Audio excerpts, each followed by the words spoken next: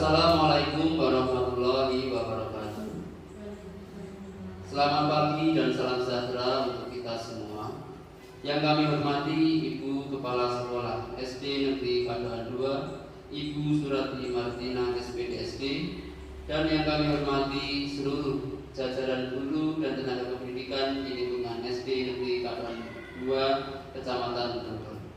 Pertama-tama marilah kita panjatkan puja dan puji syukur kehadirat Tuhan Yang Maha Esa, yang pada kegiatan pada pagi hari ini kita bisa bersama-sama berkumpul di Aula SD Negeri Kadoan 2 dalam rangka mengikuti acara sosialisasi pemikiran Ki Hajar Dewantara dan budaya positif di lingkungan SD Negeri Kadoan 2. Sebelum acara kita mulai, terlebih dahulu akan saya bacakan susunan acara pada kegiatan pagi hari ini.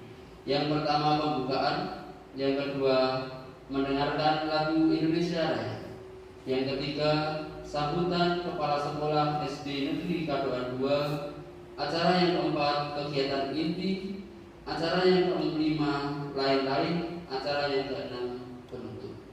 Bapak Ibu tamu undangan yang berbahagia, marilah acara pembukaan sosialisasi pemikiran Ki Hajar Dewantara dan budaya positif di lingkungan SD Negeri Kadoan 2 Kecamatan Grogol kita buka dengan membaca basmalah bersama. Bismillah. Acara yang kedua mendengarkan dan menyanyikan lagu Indonesia Raya. Kepada tamu undangan dimohon berdiri.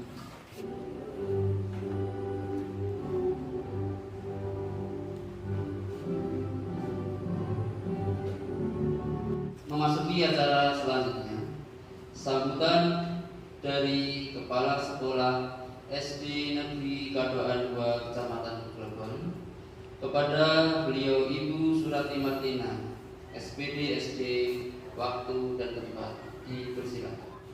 Assalamualaikum warahmatullahi wabarakatuh. Bapak Ibu semuanya, pertama-tama marilah kita semua memanjatkan puji syukur kepada Allah Subhanahu wa taala yang telah memberikan banyak kenikmatan ya, berupa kesehatan serta kesempatan, sehingga hingga saat ini kita semua dapat melaksanakan tugas-tugas dan kewajiban kita, baik dalam keluarga, dalam masyarakat, dan khususnya dalam kedinasan. Hingga siang ini, hingga saat ini, hingga detik ini, alhamdulillah. Bapak Ibu semuanya, hari ini di ruang ini kita semua berkumpul dalam rangka sosialisasi filosofi pemikiran Ki Hajar Dewantara dan budaya positif SD Negeri Kadoan 2 Kecamatan Grogol Kabupaten Sukoharjo, yang ini nanti akan dijelaskan lebih rinci maksudnya itu bagaimana ya, oleh beliau Ibu Rika Ayu Mawarsih SPD yang merupakan calon guru penggerak angkatan 4 kelas 080-D. Nah, Bapak Ibu, kita nanti akan lihat bersama ya, dari penjelasan dari sosialisasi yang disampaikan kepada Ibu Rika. Ini maksudnya apa dan apa manfaatnya gerakan ini bagi sekolah kita. Kita tahu Ibu Rika merupakan calon guru penggerak di mana segala kegiatannya di sekolah ini harus memberi contoh tauladan bagi kita semua, membawa perubahan khususnya di SD Kadoan 2. Itu yang kita harapkan bersama Ya, semoga Mbak Rika atau Ibu Rika membawa kemajuan di SD Kadoan 2. Kita dukung semua kegiatan-kegiatan dari Ibu Rika. Ya, di mana Bapak Ibu, guru penggerak itu merupakan program pemerintah dalam mempersiapkan calon-calon pemimpin di dunia pendidikan. Selain mempersiapkan sebagai calon-calon pemimpin di dunia pendidikan, guru penggerak ini juga diharapkan secara tujuan pendeknya adalah memberi perubahan, meningkatkan pendidikan di satuan pendidikannya masing-masing. Ya, seorang guru penggerak itu harus bisa mengolah emosionalnya, kolaborasinya, ya, bersama teman-temannya. Kemudian juga mendidik di sekolah berpusat kepada anak, ya. Mendidik berpusat kepada anak. Jadi apapun kegiatannya itu fokus utamanya adalah siswa. Bagaimana agar anak ini mudah memahami materi yang saya berikan. Bagaimana agar anak ini menarik ketika belajar. Bagaimana agar anak kreatif, ya. Bagaimana agar anak mandiri. Ini monggo dari Bu Rika, ya. Nanti betul-betul ditampilkan actionnya, benar-benar yang memberi dampak yang nyata, yang real yang saya harapkan di SD Kadoan 2.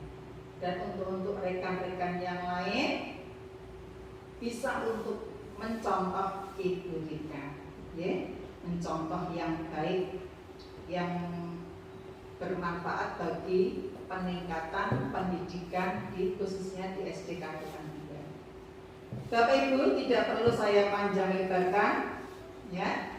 Kita nanti akan memperhatikan penjelasan dari Ibu Rika untuk sosialisasi filosofi pemikiran Ki Hajar Dewantara dan budaya positif.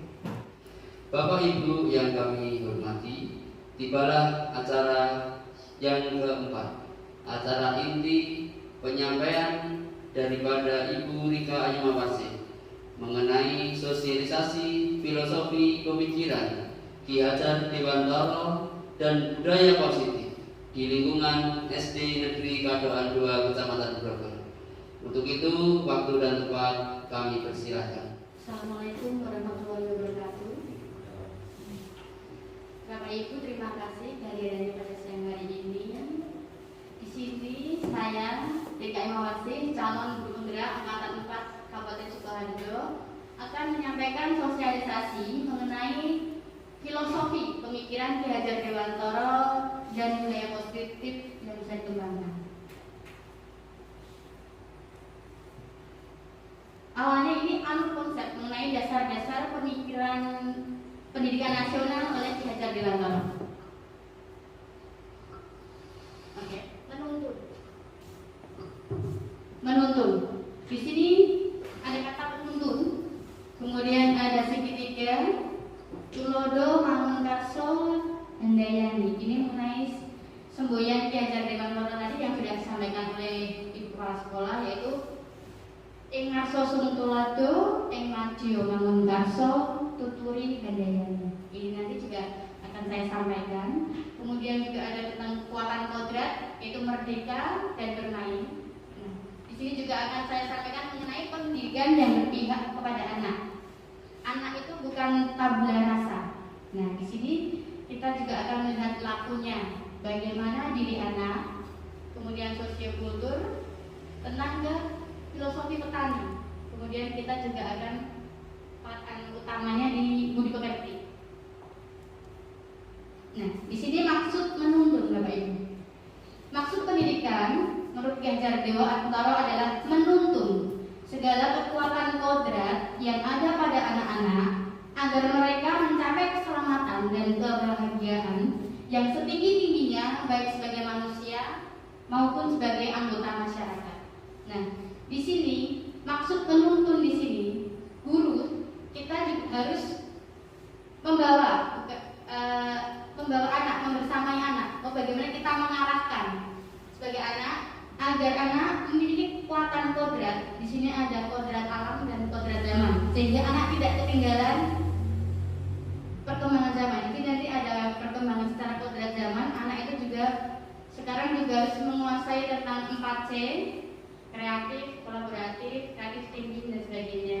Nah, jadi guru harus membersamainya. Kemudian di sini masih tadi Pak, Oke, masih menuntun. Nah, di sini tujuan utamanya adalah tujuan utama kita mengajar anak adalah kita agar anak itu selamat dan bahagia. Jadi dalam pembelajaran bukan hanya kita ke pembelajarannya, fokusnya ke pembelajaran, tapi kita juga bisa menciptakan suasana yang supaya anak itu bahagia. Dengan bahagia nanti anak akan lebih mudah menangkap pembelajarannya. Jadi guru itu juga harus menciptakan lingkungan atau suasana yang mendukung perkembangan anak. Nah, kalau sebelumnya apakah di sini Bapak Ibu guru masih ada yang ingat bagaimana kenangannya waktu kita di SD? Yang teringat apa? Apakah kenangan yang manis ataukah yang kurang manis? Pak Harwin? Dikongkoni Pak Guru buku. Iya, teringatnya kan kayak gitu. Yang kita dulu teringatnya saya disuruh Pak gurunya kayak gini gitu. Kalau kenangan manisnya ada? Ada. Panen menanam singkong sehingga panen singkong yang banyak sekali. Oke, itu kenangan yang manis itu Bapak Ibu ya. Jadi sebisa mungkin kita itu juga nanti bisa menciptakan kenangan-kenangan yang indah untuk anak. Jadi bukan hanya yang seperti Pak tadi aku teringatnya kembali terus disuruh guru Pak gurunya. Iya, PR-nya banyak sekali. Tapi dari Pak Dalyono kita bisa melihat bahwa gurunya dulu bisa menciptakan kenangan yang bagus. Yang menanam singkong, bisa panen bareng-bareng, bisa dimanfaatkan itu adalah tujuan kita bagaimana cara nanti kita sebagai guru bisa menciptakan kenangan-kenangan yang indah, yang bahagia untuk anak. Seperti itu. Nonton sepeda dunia waktu datang. Iya, itu nanti kita ke perilakunya Ibu ya. Membawakan tasnya. Oh iya, itu salah satunya kayak lebih. Membawakan celana dan sepatunya. Jadi di sini menuntut ini anak diharapkan sebagai ini selamat dan bahagia sebagai manusia, sebagai dirinya sendiri dan sebagai anggota masyarakat. Jadi sebagai dirinya sendiri dia juga bahagia. Dan bagaimana nanti dia akan berkembang di masyarakat, karena itu nanti akan mempengaruhi perkembangan perilakunya. Jadi benar-benar di sekolah ini kita harus mengajarkan ya bukan hanya pembelajaran tapi juga ke tadi sopan santun, bagaimana bersikap, berbicara seperti itu. Sehingga nanti anak diharapkan bisa berkembang secara maksimal. Next. Nah ini bermain. Bermain adalah salah satu kodrat anak. Saya pun juga senang bermain. Di sini kalau anak-anak nge-game ya, misalnya nge-game di kelas pembelajarannya pakai games itu pasti ramai sekali di Pak Bung ya.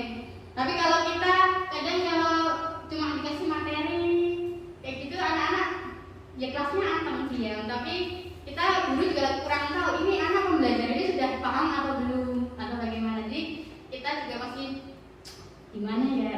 Kadang tapi repotnya nanti kalau kita bermain materinya nggak cepat sampai. Nah itu tadi, nah itu tugas guru ini.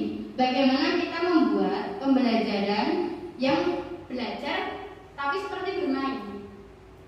Belajar tapi bermain tapi belajar. Seperti kita main apa? Bermain dakon. Ya. Nah itu kan itu sudah bermain, tapi kan ada pembelajarannya. Ya, pembelajaran matematika ini. Iya,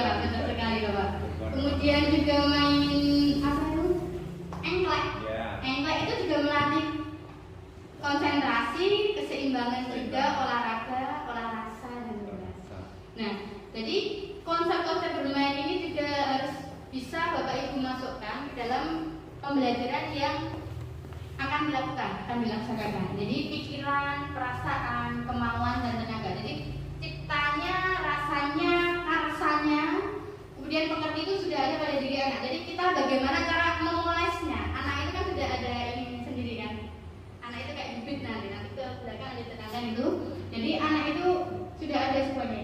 Nah, permainan anak dapat menjadi bagian pembelajaran di sekolah seperti tadi yang disampaikan. Mungkin dari Pak Jayanyo tadi kenangannya yang manis tadi menanam singkong itu bisa masuk pelajaran dulu ada pertanian ya Pak nih.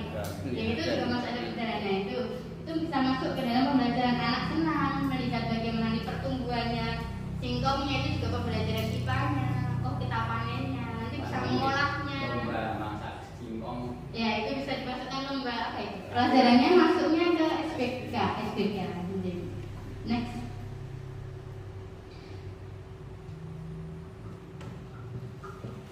Kemudian berpihak kepada anak. Nah, menurut Ki Hajar Dewantara, pembelajaran yang berpihak pada siswa salah satunya adalah dengan memberi kesempatan siswa untuk mengemukakan pendapat, kemudian memberi kebebasan membangun sendiri pengetahuannya, tidak selalu mengikuti keinginan gurunya. Siswa diberi kebebasan untuk memahami pelajaran sesuai dengan caranya. Jadi di kelas itu kan kita juga punya banyak murid dengan gaya belajar yang berbeda-beda, pemahamannya pun juga berbeda-beda. Nah di sini untuk biasanya kelas tinggi ataupun kelas rendah kita kan juga menanyakan bagaimana memancing suatu materi. Kan kita menggunakan pertanyaan romantik itu, kita lihat dulu responnya anak seperti apa. Oh anak yang ini sampainya di sini.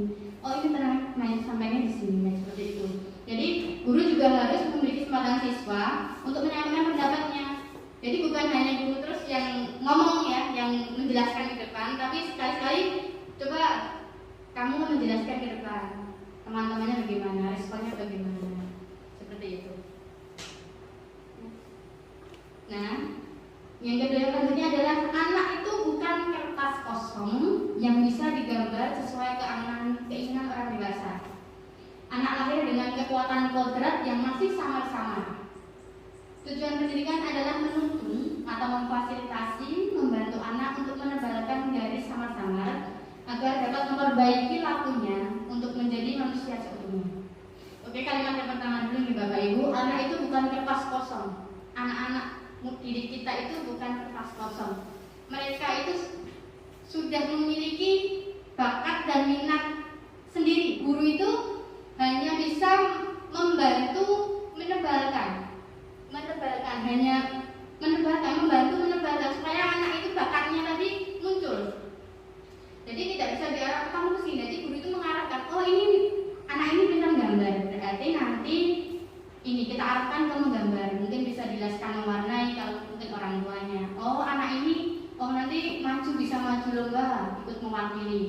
Atau ternyata anak ini bakatnya di olahraga, berenangnya kelihatan. Oke, bisa nanti kita dipush lagi, diajari supaya nanti bisa jadi atlet berenang dan sebagainya. Jadi kita tidak bisa menentukan anak nanti kamu harus hebat berenang. Tidak. Nanti anak muncul sendiri bakatnya itu nanti. Yang penting guru itu harus gimana ya? Mengobservasi atau harus sering melihat dan mengamati anak. Ini masing-masing anak ini memiliki potensi yang berbeda-beda. Oh, yang ini membacanya memang agak lama tapi dia berhitungnya bagus. Oh ya. Oh anak ini berhitungnya bagus tapi membacanya anak seperti itu. Jadi guru juga harus pintar-pintar ini, tidak menyamaratakan kemampuan anak karena setiap anak itu memang berbeda. Tidak bisa disamakan, oh semua harus pintar, tidak. Sekelas itu macam-macam, Bapak Ibunya juga banyak seperti itu. Nah pertanyaannya belum Pak. Masih tadi next. Bagaimana menebalkannya? Bagaimana kita bisa menebalkan ini potensi anak tadi? Nah, ini kita menebalkan laku anak dengan kekuatan konteks diri anak dan sosio-kultural budaya. Yang dimaksud dengan konteks diri anak ini tadi yang saya sampaikan tadi, guru itu harus mengobservasi, melihat kepada diri anak. Oh, ini tadi bakatnya kemana? Itu dari konteks diri anak. Sedangkan dari sosio atau kultural budayanya, jadi apa yang ini membuat anak ini kita membuat apa ya namanya? Kita menyesuaikan kadang oh anak ini bakatnya gini, kita bawa ke sana berenang. Oh anak ini pandai sini, oh kita gesernya ke sini. Jadi lingkungan itu juga memang mempengaruhi. Oh lingkungan yang seperti ini nanti anaknya juga lama-lama terbawa ke arah ke sini. Jadi lingkungan belajar, lingkungan itu juga mempengaruhi. Budi pekerti. Nah ini yang paling utama ini Bapak Ibu. Ki Hajar Dewantara mengangkat pentingnya budi pekerti ini. Jadi target di sekolahan, target belajar kita tidak hanya fokus ke pembelajaran, tapi yang paling utama adalah tentang budi pekerti. Jadi budi pekerti, watak, karakter adalah bersatunya perpaduan dan harmonis antara pikiran, perasaan, kehendak atau kemauan sehingga menimbulkan tenaga atau semangat. Nah, di sini budi pekerti itu menurut Ki Hajar Dewantara bukan hanya berbicara sopan, tingkah lakunya baik, tetapi juga masuk ke watak dan karakter. Bagaimana nanti watak dan karakter anak kita kembangkan di sekolah. Bagaimana kita mengarahkan anak supaya menjadi anak yang baik, seperti itu. Dan cipta rasa karsa dan budi pekerti. Tadi cipta rasa karsa dan tambahan budi pekerti ini nanti akan menciptakan keseimbangan di dalam hidup. Nah, contohnya pada permainan gamelan dan renung. Jadi dalam permainan gamelan itu kita diolah raganya, rasanya, ciptanya, dan pekertinya. Kita kalau main tidak boleh apa namanya ya? Iya, egois. Aku pengen banter kata cewek. Kayak kita main apa namanya tendang atau apa kita nggak boleh menonjol, pengen menonjol nggak bisa. Kita itu memang tujuannya nanti menciptakan keselarasan. Jadi kita itu harus bareng-bareng, kita harus bersama-sama. Oh, ini ukurannya cuma seperti ini. Oh, yang ini seperti ini. Jadi tidak boleh menonjol apa ya? Meninggikan egonya. Jadi memang harus seimbang. Makanya tadi beberapa permainan seperti ini memang bisa digunakan untuk melatih tadi cipta rasa karsa dan budi pekertinya. Tapi untuk gamelan ini karena di sini tidak ada, mungkin bisa menenun juga bisa mengancam mungkin ya bisa Bapak Ibu ya kelas tinggi ya. Itu kan juga melatih kesabaran anak. Bagaimana anak melipatnya satu-satu. Itu kan rasanya. Oh polanya seperti itu. Oh rasanya oh kalau ini bagus. Itu diolah juga rasanya. Seperti itu. Next. Nah, ini adalah filosofi petani. Seorang petani dalam hakikatnya sama kewajibannya dengan seorang pendidik seperti kita. Jadi nanti guru itu diibaratkan seorang petani yang menanam jagung misalnya hanya dapat menuntun tumbuhnya jagung. Jadi bijinya tadi kita bawa apa? Ya udah kita nanamnya ini tadi kita bawanya biji jagung ya nanti tumbuhnya juga pohon jagung. Kita nanamnya padi juga nanti tumbuhnya padi. Kita hanya dapat memperbaiki kondisi tanah, memelihara tanaman jagung dan memberi pupuk, membasmi ulat dan sebagainya. Jadi ibaratnya seorang petani itu guru tadi anak itu sudah bibitnya ini dari dulu sudah tahu ini jagung, oh ini padi. Tapi tumbuhnya ini tadi kan macam-macam sendiri-sendiri. Jadi yang bisa dilakukan guru adalah memelihara, menjaganya. Bagaimana nanti anak tadi bisa tumbuh dengan baik, berkembang dengan baik. Di kimia ini tadi tentang filosofi pemikiran Ki Hajar Dewantara. Yang selanjutnya saya akan menyampaikan tentang budaya positif yang ada di motivasi perilaku manusia. Jadi manusia itu melakukan sesuatu atau berperilaku atau bertindak itu ada motivasinya. Ada 3 macam. Di sini disebutkan. Yang pertama untuk menghindari ketidaknyamanan atau hukuman. Yang kedua untuk mendapatkan imbalan atau penghargaan. Yang selanjutnya yaitu untuk menjadi orang yang mereka inginkan dan menghargai diri sendiri dengan nilai-nilai yang mereka percaya. Yang pertama untuk menghindari ketidaknyamanan atau hukuman. Di sini seseorang berperilaku untuk menghindari permasalahan yang mungkin muncul dan berpengaruh kepada mereka secara fisik, psikologis maupun tidak terpenuhinya kebutuhan mereka. Bila mereka tidak melakukan tindakan itu. Di sini kadang orang melakukan sesuatu, supaya aku tidak dihukum, supaya aku tidak mendapatkan ini, supaya aku nggak ini. Saya melakukan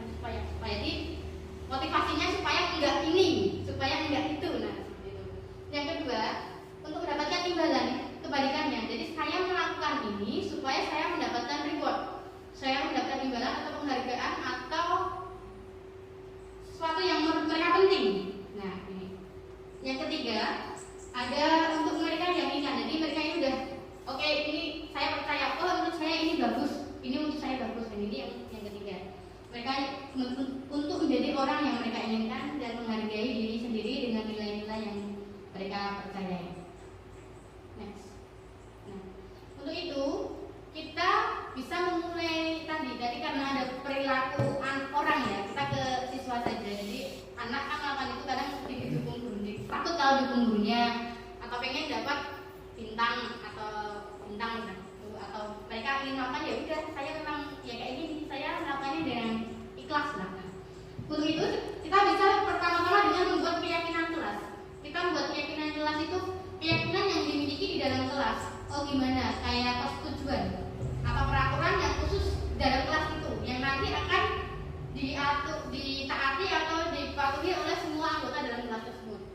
Yang pertama, setiap tindakan atau perilaku yang kita lakukan di dalam kelas dapat menentukan terciptanya lingkungan yang positif. Yang kedua, perilaku warga kelas menjadi kebiasaan yang akhirnya membentuk sebuah budaya yang positif. Yang ketiga, untuk menciptakan budaya yang positif perlu diciptakan dan disepakati keyakinan. Jadi kita nanti akan membuat sebelumnya di dalam kelas kita membuat keyakinan dulu. Setelah keyakinan itu terbentuk, anak-anak dalam kelas bisa melakukannya, itu nanti akan terciptalah budaya yang positif sehingga nanti bisa menular ke kelas-kelas yang lain seperti itu. Sini dalam kita memberikan hukuman atau menyampaikan sesuatu, kadang-kadang kamu misalnya anak nakal, anak ini berantem dengan temannya, kadang-kadang kan kita langsung kamu tuh jangan kayak gitu lah. Itu kalimat itu sebenarnya kurang tepat seperti itu. Kita bisa menggantinya atau melakukan restitusi, penggantian kalimatnya. Kadang kan guru kadang terlalu emosi dengan siswanya karena sudah menumpuk pembelajaran hari ini. Nah itu kita bisa menggantinya dengan tadi keyakinan kelasnya gimana. Oh kita dengan teman sekelas kita harus saling menyayangi. Oh dengan seperti ini kita harus seperti ini. Jadi kita kadang menyampaikan sesuatu kita juga bisa melakukan restitusi. Next Pak. Nah ini untuk pembentukan keyakinan kelas tadi, keyakinan yang kelas yang tertentu, yaitu dengan kita mulai bisa yang pertama dengan memberikan kesempatan kepada semua siswa untuk berpendapat. Nanti peraturan apa yang kita akan sepakati bersama di dalam kelas itu. Cocok nggak nanti? Kita setuju nggak? Kalau nggak setuju bagaimana? Pokoknya semua dalam kelas harus setuju. Kemudian kedua, mencatat semua masukan siswa. Kita bisa list di depan papan tulis, di list. Saya ini usulnya ini. Kemudian yang ketiga, menyusun keyakinan kelas sesuai dengan prosedur pembentukan keyakinan kelas. Kemudian meninjau kembali, meninjau ulang bersama-sama. Setelah selesai dibuat, maka semua orang dapat meninjau ulang. Yang terakhir, nanti keyakinan kelas yang sudah dibuat tadi bisa ditempel, jadi anak-anak semuanya bisa lihat. Oh kemarin di kelas kita setuju ini. Semuanya harus patuh. Seperti itu. Next, ini nanti ada contohnya. Misalnya kelas 1 ya. Kelas 1 nanti bisa dibuatkan setiap anggota kelas perlu belajar. Jadi di dalam kelas kita belajar, bukan bermain. Yang kedua, setiap anggota kelas perlu senang. Kita belajar tidak perlu sampai sedih. Kadang kan anak dari rumah ditinggal ibunya pulang nangis, takut dan seperti itu. Jadi kita itu membuat situasi atau kondisi yang menyenangkan banget. 3. Setiap anggota kelas perlu melaksanakan tugasnya. Jadi anak harus melaksanakan tugas yang diberikan oleh guru. Karena kita kemarin sudah sepakat. Nah, ini adalah kesepakatan. Jadi semuanya juga harus mengikuti aturan yang kita buat bersama. Ini beda ya dengan peraturan tata tertib sekolah. Ini yang khusus untuk kelas. Masing-masing kelas nanti akan beda-beda. Kemudian setiap anggota kelas perlu saling menghargai dari sama teman, saling boleh kan ini menyayangi, kita nggak bawa dipinjami seperti itu. Jadi kita juga menciptakan anak juga toleransi dengan temannya. Kemudian setiap anggota kelas perlu merasa aman. Nah ini misalnya kelas 5 ini harus selalu bersikap positif, senantiasa menjadi yang terbaik, percaya, menghormati orang lain, serta barang miliknya, berkomitmen terhadap setiap tugas. Jadi misalnya nanti kita tidak bisa melaksanakan ini, bagaimana keyakinan kelasmu? Tadi kita sudah yakin saya akan melaksanakan tugas dengan baik. Kok kamu nggak mau mengerjakan? Padahal itu kok nggak sesuai. Tadi kemarin kita sudah sepakat membuat keyakinan kelas. Oh setiap anak juga harus bertanggung jawab. Kita harus mengerjakan tugas seperti ini.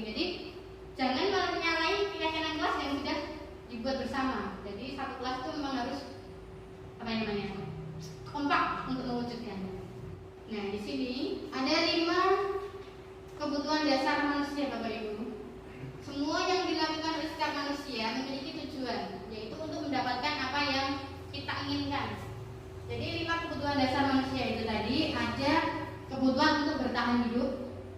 Yang kedua, kebutuhan cinta dan kasih sayang. Ini maksudnya kebutuhan untuk diterima, acceptable. Saya juga ingin diterima. Yang ketiga, kebutuhan untuk penguasaan. Saya butuh pengakuan atas kemampuan saya.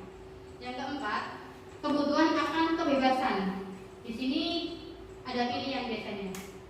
Yang kelima, kebutuhan akan kesenangan. Jadi saya butuh merasa senang. Jadi bisa dilihat ini, cinta, kekuatan, kebebasan, kesenangan. Jadi ini 5 kebutuhan dasar manusia ini. Next. Nah, sedangkan di dalam kelas guru itu ada 5 posisi kontrol. Yang pertama penghukum, yang kedua pembuat orang merasa bersalah, yang ketiga teman, yang keempat monitor atau pemantau, yang kelima manajer. Next, saya akan jelaskan satu-satu. Di sini penghukum, bukan hanya guru ya ibu ya, bisa di kantor pun juga bisa. Nah ini penghukum. Seorang penghukum bisa menggunakan hukuman fisik maupun verbal. Jadi dengan kata-kata. Orang-orang yang menjalankan posisi penghukum senantiasa mengatakan bahwa sekolah memerlukan sistem atau alat yang dapat lebih menekan murid-murid. Nah, rata-rata guru yang tipe yang penghukum ini biasanya akan berkata, ayo patuhi aturan saya apa awas. Kata-kata awas itu. Kamu itu loh selalu saja salah. Jadi kan penghukum langsung ngejudge ke siswanya seperti ini. Pasti selalu terakhir yang selesai. Nah ini juga termasuk penghukum, tipe penghukum ini. Jadi ngejudge langsung, oh seperti ini. Nah, guru yang seperti ini selalu percaya bahwa cuma hanya satu cara pembelajaran ini bisa berhasil, yaitu dengan cara guru tersebut. Jadi langsung ngejudge seperti ini. Next. Yang kedua ini tipe pembuat orang merasa bersalah. Nah, pada posisi ini biasanya guru akan bersuara lebih lembut. Jadi bukan guru yang galak tadi Pak ya, tapi ini guru yang lembut. Tapi bisa membuat orang merasa bersalah. Itu dengan menggunakan keinginan atau membuat orang lain merasa tidak nyaman, bersalah atau rendah diri. Kata-katanya ini biasanya, ibu sangat kecewa sekali dengan kamu. Atau berapa kali bapak harus memberitahu, seperti itu. Itu kan kadang membuat berarti ini saya berasa bersalah kayak gitu. Jadi ini guru-guru yang bersuara lembut kadang-kadang seperti ini. Gimana coba kalau orang tua kamu tidak berbuat begini? Nah, di posisi ini murid akan memberikan penilaian buruk terhadap diri mereka sendiri. Kalau anaknya ini ya pas momennya pas bukan kan, kalau nggak mendengarkan nggak gimana. Kalau dia tipe yang merasa, dia itu akan merasa saya nggak berharga, merasa murid yang tidak berharga dan sudah mengecewakan tadi lingkungannya. Next, teman. Nah, guru yang ini tidak akan menyakiti muridnya karena di sini posisinya sebagai teman. Nah, guru akan mengontrol murid melalui persuasi. Posisi teman pada guru bisa positif, bisa negatif. Di positif di sini berupa hubungannya baik, hubungan guru dan siswa baik. Guru di posisi teman menggunakan hubungan baik dan humor untuk mempengaruhi seseorang. Biasanya ada yang berkata, ayolah bantu bapak, demi bapak ya. Atau ayo ingat tidak bantuan bapak selama ini. Jadi guru dan siswa itu seperti teman, ngobrolnya enak. Tapi hal negatif dari posisi teman, bila guru tersebut tidak membantu, murid nanti akan merasa kecewa. Karena tadi sudah bondingnya tadi sudah dekat. Jadi kalau gurunya ini tidak membantu, nanti akan anak hasilnya negatif tadi, dia akan merasa kecewa.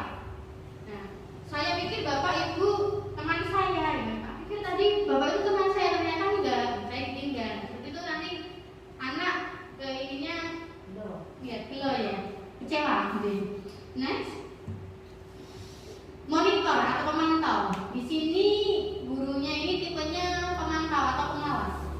Pada saat kita mengawasi, kita bertanggung jawab atas perilaku orang-orang yang kita awasi.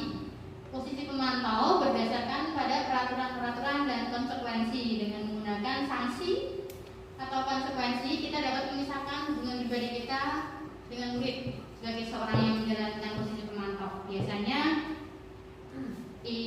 yang pemantau ini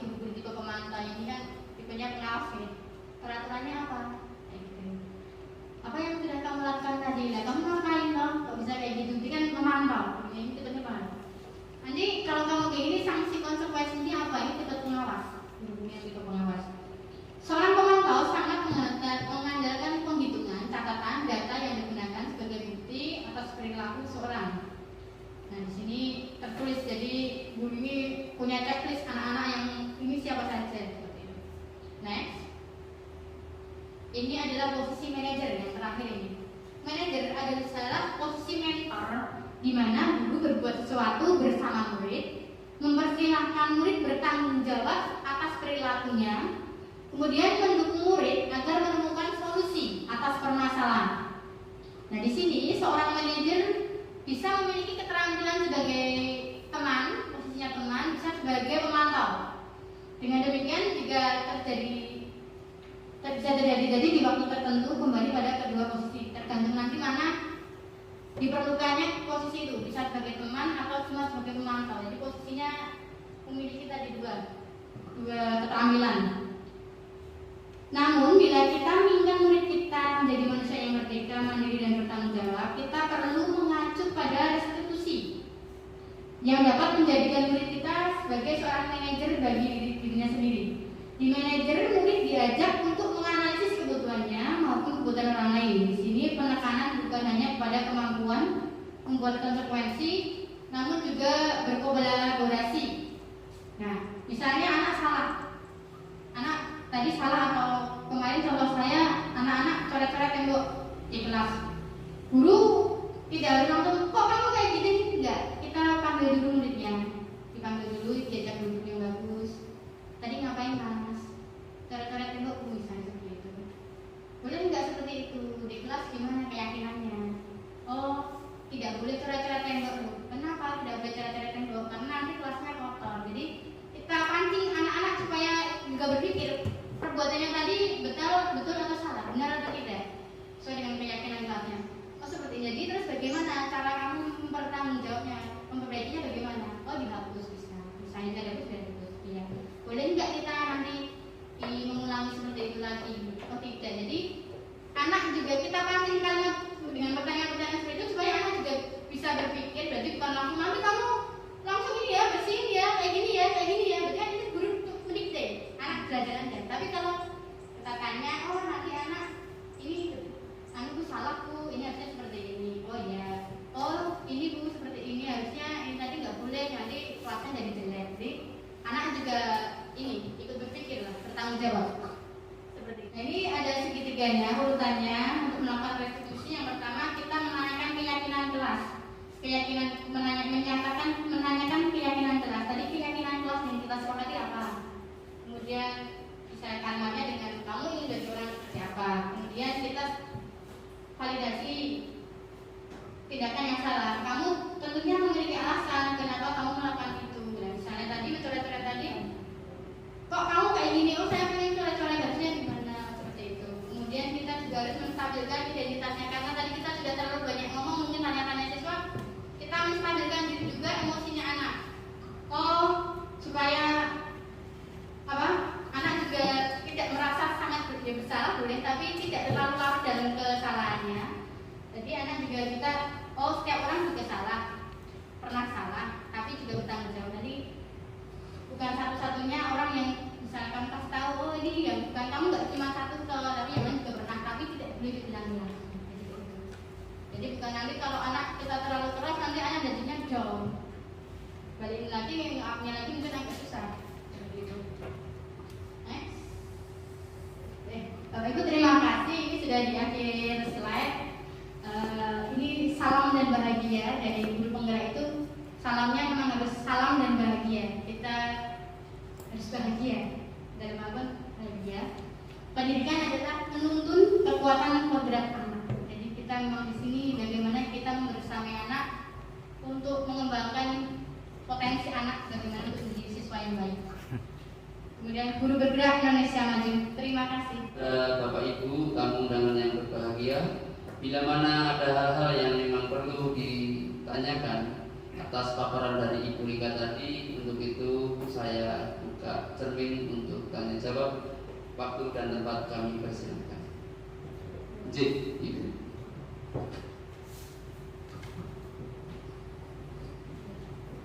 kasih waktu yang telah diberikan pada saya.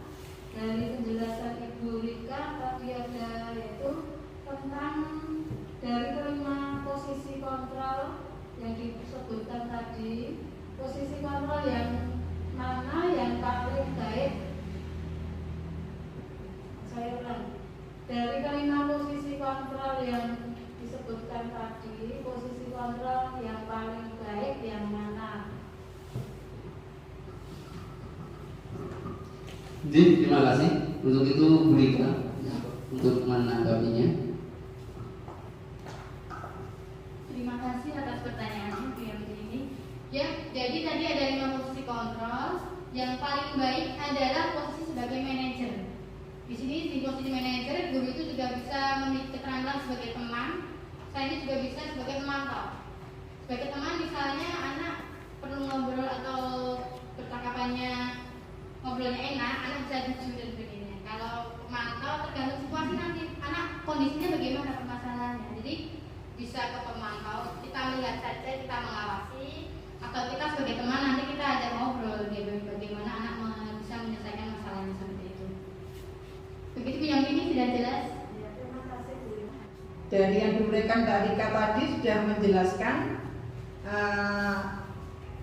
arti mendalam, makna mendalam dari Engarso Sungtulodo, bahwa guru harus bisa memberi contoh bagi semuanya, terutama murid-muridnya. Ing madya mangun karso, apabila di tengah kita harus membangun semangat, ya. Bagaimana cara penjenengan membangun semangat putra putrinya dengan cara yang menarik, ya. Jangan dengan cara yang menarik, dengan berbagai macam metode yang intinya ramah anak, ya, ramah anak. Seorang guru dalam bahasa realnya itu jangan galak, ya, jangan galak, tapi ramah anak. Kemudian di belakang memberi dorongan atau motivasi tadi, ya. Ini pengertian dari yang dijaga Mbak Rika, itu pengertiannya itu. Semuanya tadi bersumber pada untuk mewujudkan karakter siswa, ya. Agar anak-anak kita itu menjadi anak-anak pelajar yang ceria, yang berbudi pekerti yang baik. Nah, itu harus penjenengan gali potensinya. Tadi juga dijelaskan bahwa setiap anak itu memang mempunyai kemampuan yang berbeda-beda. Ketika dalam pelajaran matematika, ya tadi sudah jelaskan Mbak Rika, sana dapat 90, 80, kok nilainya kok 20, ya. Memang kita tidak bisa menyamaratakan itu sekali, ya. Jadi intinya itu Bapak Ibu, ya, intinya mewujudkan karakter siswa. Kita diharapkan bisa menggali potensi siswa dengan karakter yang baik agar anak juga memiliki karakter yang baik. Nah, ini juga sangat mendukung kurikulum 2022 yang akan kita ikuti nanti, kurikulum prototype, di mana kurikulum ini berbasis kompetensi, ya. Mari kita bersama-sama mempersiapkan semuanya. Kita saling bekerja sama, saling berkolaborasi. Jangan malu untuk bertanya kalau ada sesuatu yang belum jelas, termasuk saya sendiri, ya. Ngaten ya Bapak Ibu. Terima kasih kepada Ibu Rika yang telah memberikan banyak ilmunya kepada kita semua. Itu saja Bapak Ibu. Assalamualaikum warahmatullahi wabarakatuh. Demikianlah acara kegiatan pada pagi hari ini.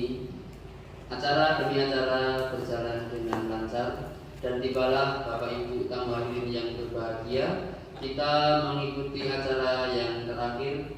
Untuk itu kami mengucapkan banyak terima kasih kepada seluruh tamu undangan, khususnya Bapak Ibu guru di SD Negeri Kadoan 2 ini yang sudah mengikuti acara sosialisasi filosofi Ki Hajar Dewantara dan budaya positif untuk lingkungan sekolah.